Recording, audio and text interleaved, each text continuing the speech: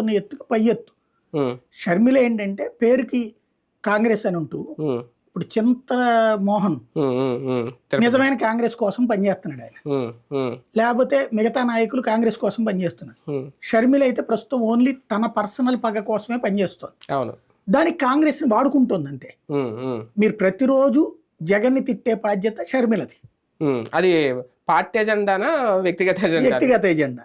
కాబట్టి ఇప్పుడు నువ్వు నా బలం ఇది, నాకు 40%, నువ్వు ఎంత చించుకుంటే 2% వచ్చింది షర్మిల తీసుకుంటే. షర్మిల్ని అడ్డు పెట్టుకుని నాతో గొడవకు దిగుతారా మీ ఇష్టం.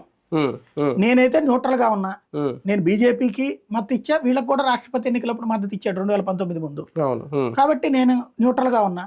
మీకు నా అవసరం అనుకుంటే నా వెనకాల నిలబడండి అని చెప్తున్నాడు ఆయన. ఐఎన్డీఏ కూటమిని చూస్తున్నారా జగన్మోహన్ రెడ్డి గారు?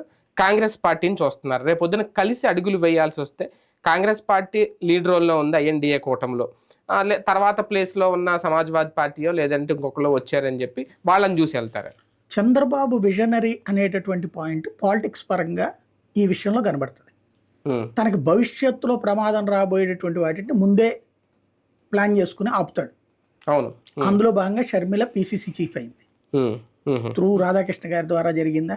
ఎట్లయితే ఆవిడ తెలంగాణ రాజకీయాలు తప్పించి నాకు రాను అన్న మనిషి